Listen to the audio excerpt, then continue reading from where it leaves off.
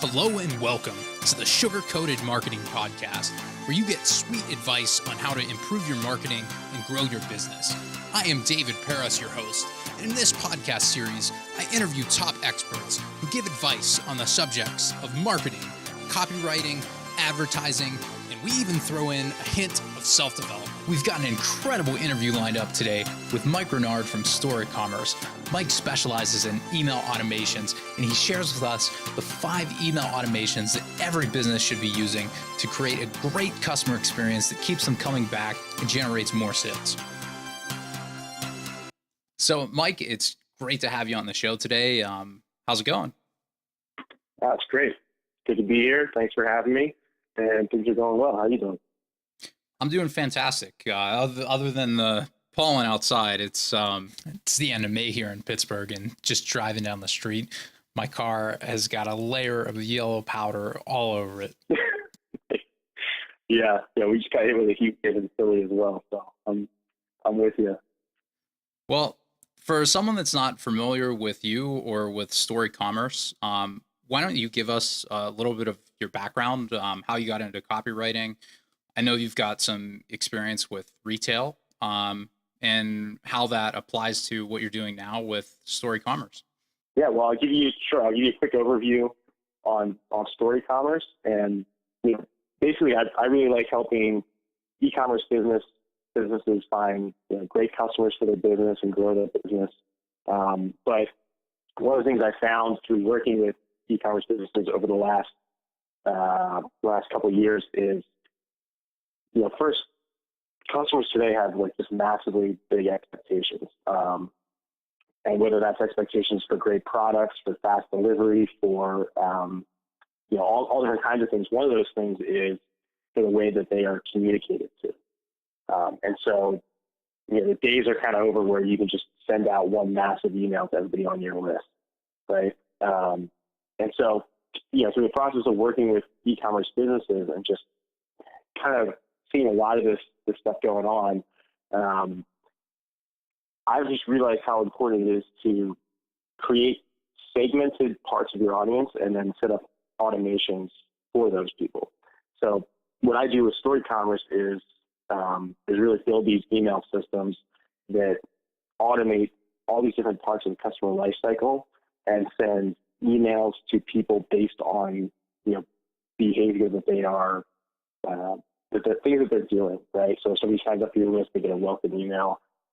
If somebody abandons their cart, they get an abandoned cart email. So all that stuff is super important, and it's surprising how many businesses don't have that stuff set up. So, and we can talk a little bit more about that, but I guess to give you the background, I worked in retail for years, and started out working on the sales floor, selling products. And then really moved up, kind of managed one store and then was managing a few stores. And what my focus was just creating really incredible experiences for the customers that came into that store. And there was an incredible experience. To me, it meant that person was going to walk out saying, man, that was awesome. Like, I just had a great experience, whether they bought something or not, right? But the second part of that is that they did buy something and they bought a whole bunch of stuff. So it was a really good sales experience. And, when I got into e-commerce, I wanted to kind of create similar things or similar experience for e-commerce businesses. And it's a lot different because you're talking about somebody going onto a website, either getting advertising on Facebook or wherever you advertise, and then they're getting emails. And the great thing about email is it's a place where you can create this personalized experience for each customer. And depending on how you go about it, you can create that one-on-one experience that develops a great relationship with your customers and gets them coming back and, again and again to buy your products and all the above. So that's kind of what I do and how I got into it. From my experiences, it seems that in virtually every market, everything's moving towards high customization, a great customer experience, and I want it right now. And I'm now, because I have an Amazon Prime account, I now find myself, if I buy stuff online from other places and I don't get it in 2 days, I'm disappointed or even a little bit angry. And Totally, man. that seems to be where the market as a whole is shifting. And people today are just significantly more impatient. Whether you want to say that that's good or bad, society as a whole is moving more and more towards instant gratification. And as a business, I think that if you can take advantage of some of the newer technologies and deliver that and create great customer experience as well, then you can leverage that for your business and use it to your advantage. Oh yeah. Well, and the other side of this is, I think people are just so inundated with messaging too, right? So you go back, I don't know the stats on this, but you go back 5 years and people were seeing a lot less marketing messages every day than they are now, right? Now they're seeing just tons. It's never ending. And I think people are just impatient with messaging that's not really for them. So you talk about sending something to everyone on your list, only a small percentage of people are actually going to be interested in that. And if you can just kind of move from that model where you're sending the same thing to everyone to sending targeted things to people who actually, want to hear about it and are going to care about it, that's huge. So yeah, part of it is this, this expectation for things to be delivered fast and for, instant gratification, as related to product, but also as related to messaging. So if I open up an email and I get one hint that, this isn't really for me, I'm out, right? Same thing with a website. If I go onto a website and, for some reason, whatever messaging or whatever experience is created there makes me feel like, man, I don't know if this is really for me, or I'm not interested in this, or I don't have time for this, or this isn't important, I am out. And I'm not even thinking about it, So I think between those two things, it creates a challenge, but that challenge is a huge, huge opportunity for businesses that can get the attention of their best customers and send them, targeted communication that is going to, that matters, that they're going to be like, oh yeah, this is solving a problem for me, or this is interesting, or this is entertaining, because you can see you look at it, even a brand like Netflix, which obviously is different, but it's entertainment focused, and people get so into it. So it's not that people aren't into content or aren't into stories or aren't into any of the stuff. They're very into it. It's just that they're really, really picking and choosing what they want to pay attention to. And if you can get that attention, it's huge. Yeah, and I'm a little embarrassed about this, but to further your point, I literally have over 15,000 unread messages in one of my email accounts. There you go. And most of those are just almost spam emails. Even if it's something that I had signed up for at one point, it was so detached that I didn't remember signing up, or it's just not worth my time to open up. And I let the account. So I created the account like that, probably somewhere around the early 2000s. It was like the first email I ever had, and I let it sit for a couple years. And it's just, now there are so many that you just can't delete them all. It would take like a year to go through the emails. Right. And you know what? I think that's probably the norm, man. I see, my girlfriend opens up her email account and it's, it's thousands of unread messages. And, somebody who writes emails for, for my business and does this for a lot of clients, I'm like, okay, well, what's getting you to open some of these? Why are you opening some of them and not others? But I think that's the norm. Yeah. Now, I really want to hammer home a point here, because I think a lot of people, and not just in our industry or in marketing, but a lot of people in general, like businesses, especially brick and mortar stores, maybe be thinking, well, I shouldn't send out any emails because people don't pay attention to email anymore. And I just want to be crystal clear that that is not true. It's not so much that people don't pay attention to email, it's that you are not writing in a way that's getting their attention, that it's not customized. They don't think that the email is for them, so they don't pay attention to it. So it's not that email is dead and that it's a bad way to reach people anymore. It's that now there's so many things that people are inundated with, unless it's something they're looking for, they're just probably going to miss your message. Oh yeah, totally. And you know what? That point doesn't just apply to email, because I totally agree. Email is not even close to dead. In fact, it is.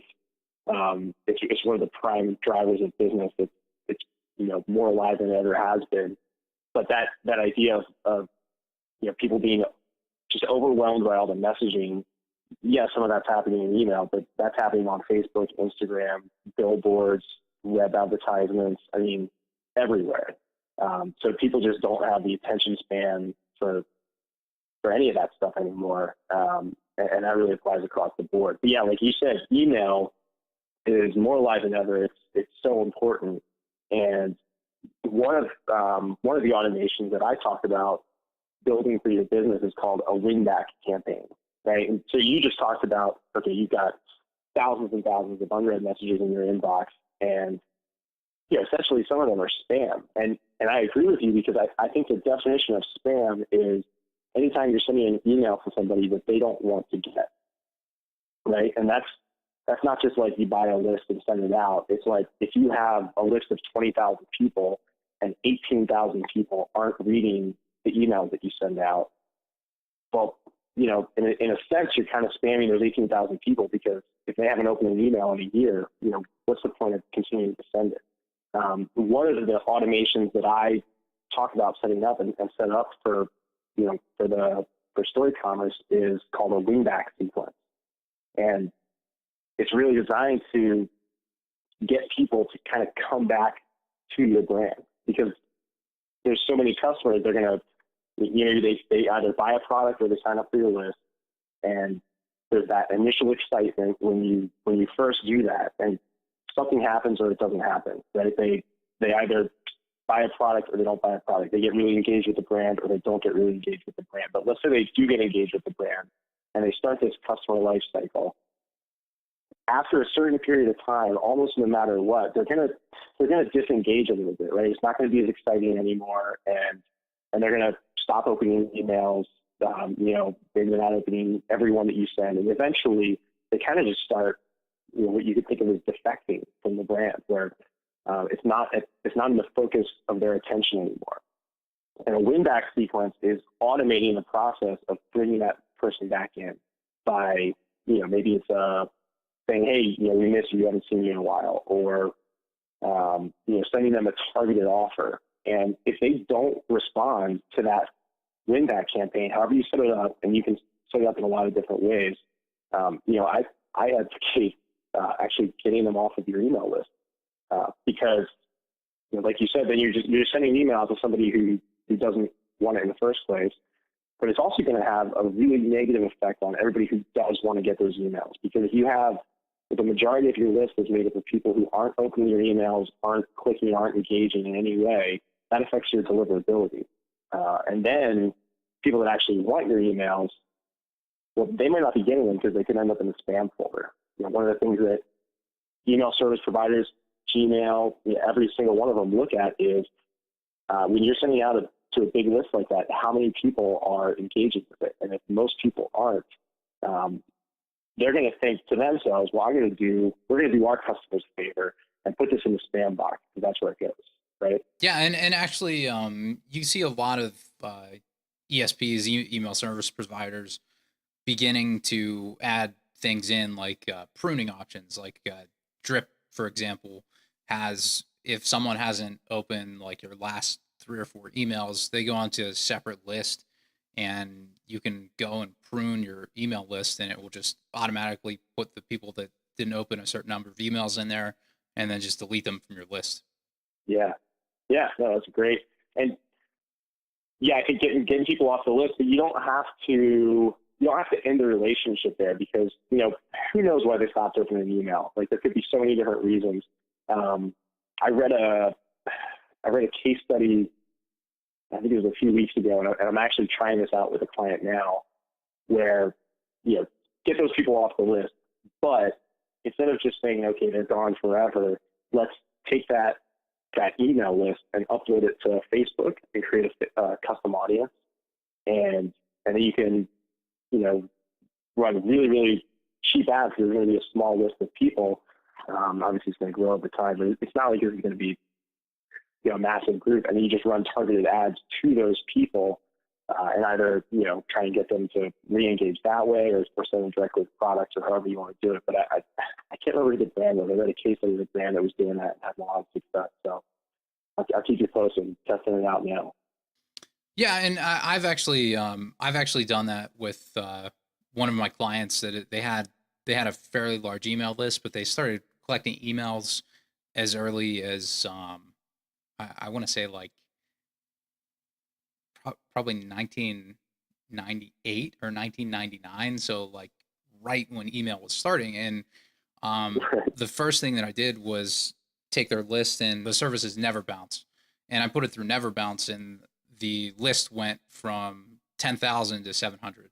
So that was wow. And that was not just like never bounce. The way that it works is it checks to see if the emails are actually still valid accounts. So it sends them an email, pings them. So it was literally, they thought they had this list of, you know, 10, 12,000 people, and it was only 700.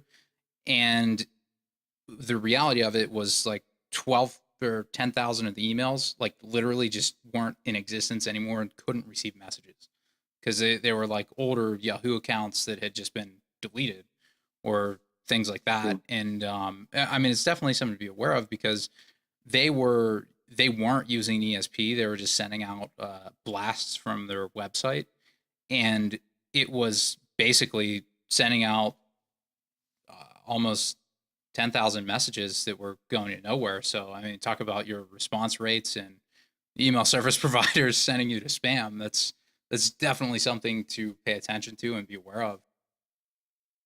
Oh yeah, and I mean, you know, for any service that allows you to send that many emails out, you're paying usually based on the number of subscribers. So you're paying a big monthly rate for 10,000 people that don't even exist essentially, and that sucks. Yeah, I mean, the good thing was their fee went from like $100 a month to like 15, but it's I mean, it's the little things that are overlooked or just not seen as quite important, but they're really actually very important. And I think that's where someone like you can come in as an email expert and say, well, from my experience, from what I've seen, these are the things we need to check before we do anything else. Before we even look at your copy, we need to make sure you're doing this, this, and this. And it's a good time to transition into what you talk about with segmentation and automation, and how to do that, and what things you actually need to check and be aware of. Yeah, totally. So, I guess one last point on that deliverability. I think that's just such an important thing, and I see so many businesses who they're so focused on getting a big list in any way possible, and they're just they really don't want to do that pruning process because it feels like I'm going to go from having a really big list, which is I know I need to have a successful business, to this like much smaller list, and that'll suck. But the truth is all that matters is how engaged your email list is. And I talked about 2 different clients I've had. One had an email list that was, I think it was like 300,000 people, and one had an email list that was 25,000 people. And without going too deep into the metrics of it, the person with a list that was 25,000 people, which is much smaller than 300,000, they were sending more people to their website. They had much higher sales for the email.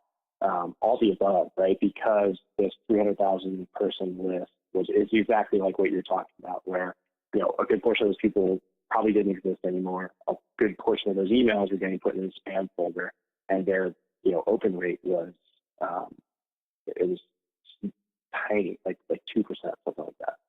So that stuff's just so important. So yeah, well, the five. Sorry, go ahead. The other thing too is I find sometimes there will be email lists that I unsubscribe from, or they're one that, say there was like a free download or something that was something I was slightly interested, so I signed up for the list, and then I read it and it didn't provide the value I wanted, or it wasn't what I thought, and then they'll continue to send me emails, and what will happen is I'll find myself actually beginning to get angry at the brand. And I think it's funny because it's one of those little things that if you ask the person that was sending these emails out, or if you asked the business owner, if you have a list that you're not interested in, they keep sending you emails, how do you feel about them? Or, does it make you angry? They'll always say yes, but then they'll go and do that to people that they've added to their list that don't want to be there. And it can hurt your brand. Oh, that's such a good point, man. You know what? It's actually, that's a really good time because, going back to my retail experience, my focus in all of this stuff is, or kind of the framework that I look at it through is, if you were going to talk to your customer in person, like imagine this conversation in person, how would you do it? What would you say? What would it look like? What do you want them to walk away with? And I think if you apply that framework to email, and you can think about it with a customer that, let's say, hasn't come into your store in years. If you were running a big sale, maybe you'd send it to them, but would you send them, every single, content piece or every email, whatever, right? And if you start imagining, like, how would I do this in person? I think it clears it up, because a lot of times there's so much power in marketing today. I can, jump onto my email service provider and in one click send an email to 20,000 people. And when you're in that mindset of like that, you put on your marketer hat and you're like, okay, what am I going to send these 20,000 people to get everyone to buy? It's really easy to forget that someone on the other side, there's one person, and they are in who knows what situation, right? I think a lot of times we imagine them sitting at their desktop computer with nothing better to do than read our email. But that's not really the truth at all, right? They're on a subway and they're, flicking through it, or they're, doing who knows what. And if you imagine, like, okay, what would I say in person if I was talking to one of my customers? And you imagine them on the other side, just as one person getting that message, I think it just clears it up. Like, it's so much easier to figure out what to say and who to send it to, because you're not thinking about those 20,000 people. You're thinking about the one person. So if I know that, let's say I sell running shoes, and I've got an online business selling that, and I'm going to put a sale, I'm going to run a sale on racing flats, which are, really lightweight sneakers designed to go run really, really fast. And they're not good for everyone, right? They don't have enough support or whatever. Would I send that to everyone on my list? Hopefully not, because not everybody's going to be interested in it. And it wouldn't even be good for everyone to buy it, even if they decided to take advantage of the sale. Take somebody who, maybe they run once or twice a week. It's just it's like a fun fitness thing for them. And, if they were going to get a pair of these racing flats, they could actually get injured. So I think really thinking about that framework of, okay, who do I really want to see this message? What do I want them to respond to? And how would I say it if it was in person? Can really help clear up who you should be sending these things to, and how you should voice it, what message you should send. Yeah, that actually really directly ties into the last episode of the podcast I did with Jack Turk, where we talked about his book. In the one chapter in his book is how to walk in your customer's skin, and the point that we made was before you ever write any type of marketing promotion, whether it be an email, a Facebook message, or even like a direct mail campaign, or just talking to your customer in the store in person, you shouldn't ever write that message without first thinking about what they want, because that's what they care about. They don't care about what you care about. They care about what they want and how can I get what I want faster. So you're going to always create a better experience if you're coming from that perspective. And I think maybe more than any other medium, it applies to email, just because I think most people nowadays equate email to interruption. Yeah. Yeah. Well, I think you're right. I think it does apply to email, and email is, it can be that. But if you think about what are, what are the most important emails in your inbox? Well, some of them are going to be brands, like maybe brands that you have a relationship with, and you enjoy seeing the new stuff that they have coming out and the type of messaging they send. But some of them are going to be like personal emails, and I think that's an important point, because if you get an email from a friend that you haven't talked to in a while, like, you're probably going to open that email. That's going to be one of the emails in your inbox that gets opened and read and responded to. And email is a personal communication format, because when I open up my inbox, I'm the only one in there. So there's people sending me stuff, but it's not like I'm on Facebook and there's these, essentially big bulletin boards where everybody can post and respond and comment and do all these things. Email is very personal. And because of that, creating a more conversational message that's directed to one person, that's giving them, what they want, right? Like you're just saying, is, I think that could be really powerful, and it's really important to do. But a lot of brands don't do that. A lot of brands are sending out emails that look like a website, from, essentially a faceless brand, where I get so many emails. I'm like, who sent it? I have no idea who sent this, right? There's no person attached to it. So for me, like, the type of e-commerce emails that I really like to create and have had a lot of success with are ones that really focus on creating a relationship with your customers, by having a person that they can create a relationship with, right? A face of the brand. And by having really conversational messaging. And it doesn't mean that they look like, something your buddy sent you on his vacation with some, crappy pictures. Like, they can still be really beautiful designs, but, when every other e-commerce brand out there is sending out emails that look like a website with this menu bar at the top and really complicated HTML layouts and pictures, you can really stand out by having something that's simpler, more conversational, that builds a relationship, and is still really well designed.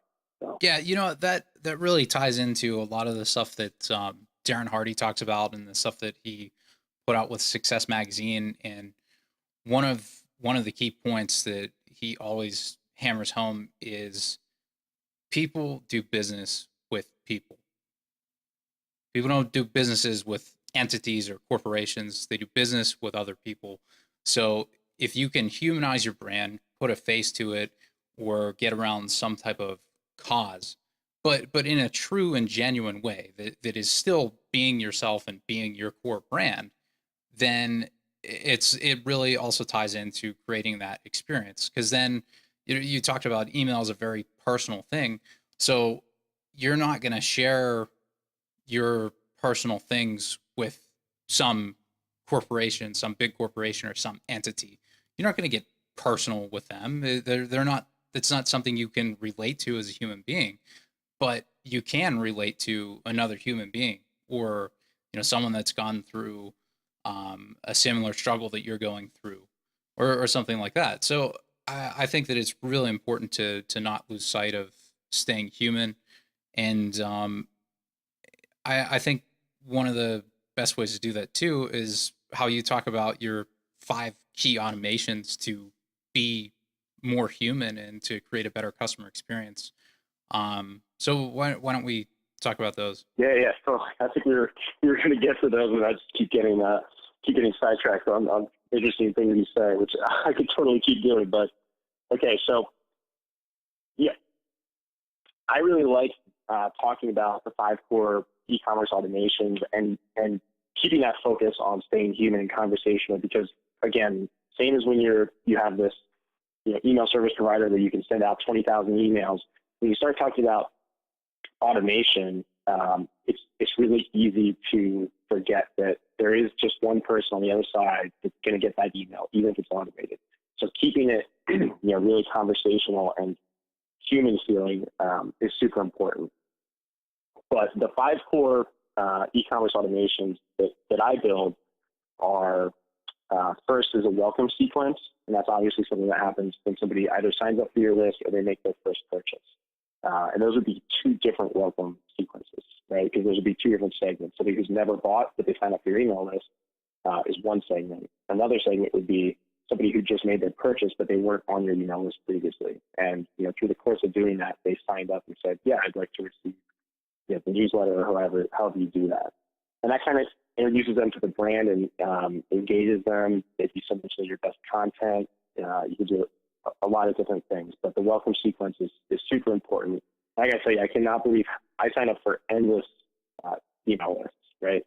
I'm just one of those people, I'll just find 5 e-commerce stores to sign up for all of them because I want to see what they sent. And I am constantly just amazed at how many brands, how many even really successful brands don't have a welcome sequence set up or even a welcome email.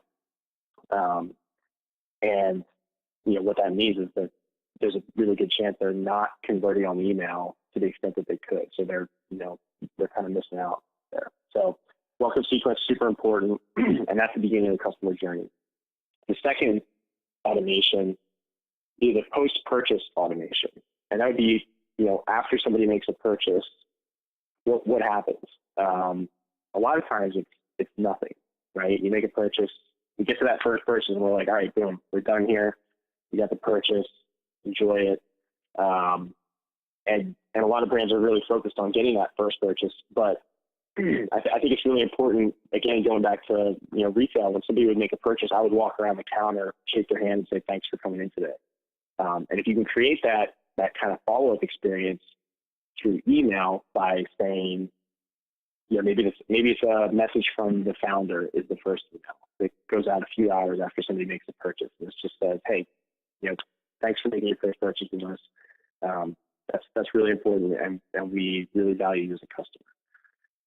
That's it, right? Just super short email. You could send, an email a few days later that asks them, just checks in to make sure everything's going all right, right? A lot of customers are used to being ignored during that process, and if you can create some kind of targeted follow-up that just checks in and make sure there's no problems, A, they're going to feel more cared for, and B, you're going to catch any customer service issues that would happen really, really quickly.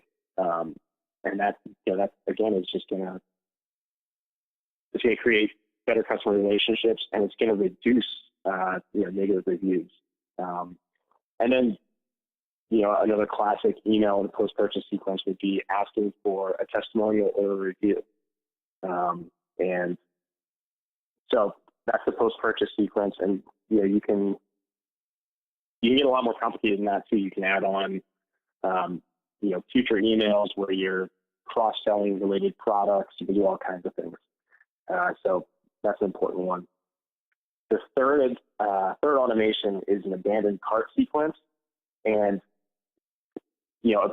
I think everybody knows what this is, because if you have an e-commerce store, you probably have a lot of people starting to make a purchase. They put something in their cart and then they leave. The industry average is about 70% for abandoned cart, which is a lot of money being lost. So an abandoned cart sequence sends targeted follow-up to people who are abandoning their carts. And a lot of different ways to do that. You can do different sequences for new customers versus people that have purchased in the past. You do all kinds of things. And actually, for one of the things I set up for for your audience, David, is an abandoned cart swipe file. So it's a 4 email sequence, and we can talk about where people can go to get that at the end. Oh, okay, awesome. Yeah. The fourth automation is VIP rewards sequence. And the idea here is like, you're going to have VIP customers. These are your best customers, the people that, come back and buy again and again. You can set it up however you want. Maybe it's, for example, somebody makes their third purchase and they've spent over $200 at your store. This really would depend on what your products are for how you want to set that up. But setting up VIP reward sequence and just making them feel special, right? So there could be one email that happens when they kind of reach that level of saying, okay, cool, you're a VIP customer. But you can also have all kinds of, you can have multiple levels for them to reach. You can send targeted offers. You can pre-release products for VIP customers. That's a segment that's a really, really important segment, because those are the core audience of your shop, right? And then the last one, we already talked about this a little bit, is a win-back sequence. And that's, again, for people who are kind of in danger of defecting from the brand. They haven't opened an email in X number of days. They haven't made a purchase in X number of days. So again, this depends on your product and your product life cycle. But maybe they haven't made a purchase in 90 days, or they haven't made a purchase in 6 months, and you just send them, hey, we miss you. Here's a special offer just for you. You have a couple follow-ups, and that's great, because you're going to bring some of those people who would have turned into those dead emails. You're going to bring them back in, and that kind of can restart the customer life cycle when they get excited again, and they start purchasing products and opening emails, and there you go. So those are the 5 core automations, and those are the 5 automations that I recommend people kind of start with to get this up and running, and those are what I build out for my clients at Story Commerce. Yeah, and just to give everyone a quick recap, the 5 key automations are a welcome sequence, a post-purchase sequence, an abandoned cart sequence, a VIP reward sequence, and then the win-back sequence. And I mean, what amazes me, Mike, is I see so many businesses.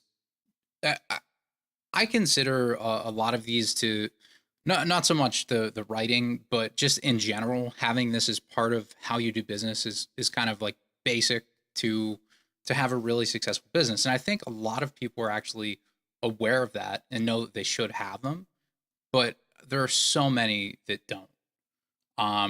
And if someone is maybe, I think part of why a lot of businesses don't set them up is because they either think they're hard to set up or they don't know how.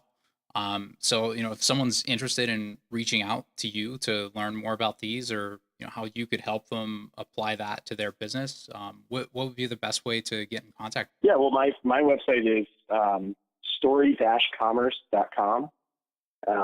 Spelled exactly like it sounds, Story Commerce, with a dash in the middle. So, you can check it out there. And, like I said, I do have that swipe file. So if somebody wanted to set up an abandoned cart sequence, or they wanted to, maybe upgrade theirs, they can get that swipe. It's 4 emails for free, which is pretty cool. And so for you guys, I set that up at story-commerce.com/sugar. So SUGAR. And that might be a good start. They could, check it out. And then they'll also I've got a 5-day e-commerce email marketing course. It's just 5 lessons delivered straight to your inbox. And it's about a lot of stuff that we're talking about, how to set this up for your business and why it's super important. But, I think you're right. A lot of people don't set it up because they either, I think it's really complicated, it's hard, they're not sure where to start, they don't have the time. When I started working with e-commerce businesses, I was kind of managing email campaigns where I would, come in and write all of your emails for your e-commerce business. And I still do some of that. But what I found, and the reason I switched to building these automations is because, like we were just talking about, so many businesses don't have them set up. They don't have the time, and they, for whatever reason, they don't get it set up. And every day, in my mind, every day that you don't have this set up, you're losing money, right? Because there are customers out there who are making purchases or abandoning carts, who are your best customers, who are in danger of defecting, and they're not getting targeted messaging. And so, I switched to it because I was like, well, this is huge. It's so important. And it's great to have a big product launch.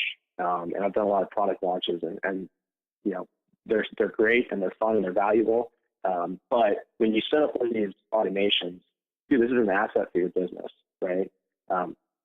You set it up, and then it just does it, right? It just follows up with every single person that abandons a cart in the future, or signs up for your email list, or becomes a VIP customer. So I think it's so worth spending the time and investing in this because it's a business asset, right? It just, once you set it up, it goes.